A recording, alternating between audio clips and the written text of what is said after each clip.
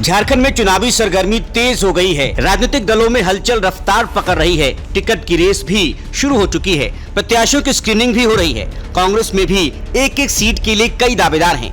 कांग्रेस की screening committee लगातार अलग अलग विधानसभा सीटों के दावेदारों से मिल रही है।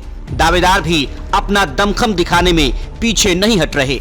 खास बात यह है कि सत्ताधारी इंडिया गठबंधन में शामिल कांग्रेस प्रदेश की सभी 81 विधानसभा सीटों पर स्क्रीनिंग करवा रही है, जिससे गठबंधन में शामिल प्रमुख दल यानी जेएमएम की सिटिंग सीटों पर भी कांग्रेसी कार्यकर्ताओं का जोश हाई हो रखा है। झारखंड विधानसभा चुनाव के लिए स्क्रीनिंग कमेटी का अध्यक्ष गिरीश चौड़ंकर को बनाया गया है। वहीं सदस्य के रूप में प्रकाश जोशी और पूनम पासवान उनके साथ लगातार अलग अलग क्षेत्रों को खंगालने में जुटे हैं। गिरीश चौड़ंकर गोवा के हैं, प्रकाश जोशी उत्तराखंड के और पूनम पासवान बिहार की रहने वाली हैं। गिरीश चौड़ंकर को पार्टी ने ऑल इंडिया जनरल सेक्रेटरी का पदभार भी सौंपा है। बताया जाता है कि स्क्रीनिंग कमेटी की बैठक के बाद एक रिपोर्ट पार्टी को सौंपी जाएगी। जो प्रबल दावेदार होंगे उसे उम्मीदवार बनाया जाएगा।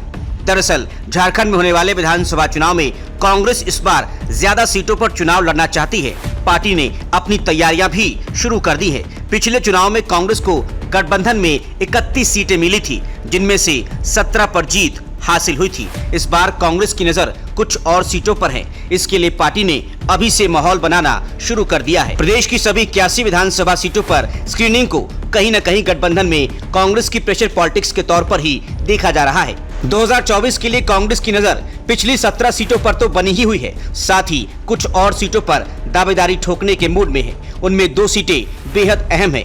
ये 2 सीटें वो हैं जिनके विधायक चुनाव जीतने के बाद कांग्रेस में शामिल हो गए थे।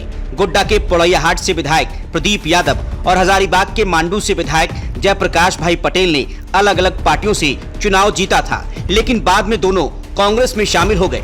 हालांकि रामगढ़ उपचुनाव में कांग्रेस को हार का सामना करना पड़ा था, लेकिन उसकी दावेदारी कम नहीं हुई है। इन 2 सीटों के अलावा कांग्रेस रांची और मनोहरपुर सीट पर भी अपनी दावेदारी पेश कर रही है। रांची सीट पर झामुमो के पास कोई मजबूत उम्मीदवार नहीं है, इसलिए कांग्रेस वहां से चुनाव लड़ना चाहती है। मनोहरपुर सीट के लिए कांग्रेस का कहना है कि पिछले लोकसभा चुनाव में उन्होंने सिंहभूम सीट जेएमएम को दी थी। यहां से झामुमो उम्मीदवार जोबा मांझी सांसद चुनी गई। कांग्रेस का मानना है कि राजधानी रांची में पार्टी लगातार मजबूत रही है। पिछले विधानसभा चुनाव में पार्टी ने जेएमएम उम्मीदवार महुआ मांझी का खुलकर समर्थन किया था।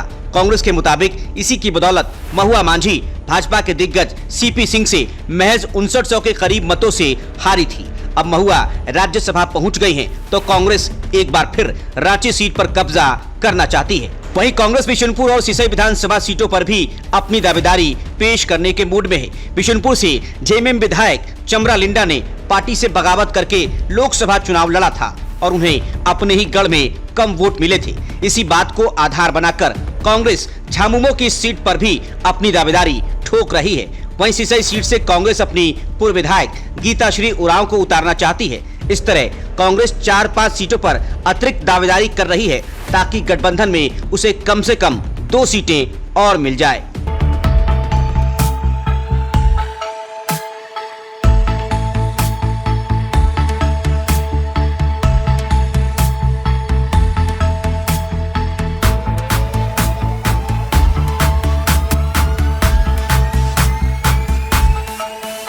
TheFollowUp.in.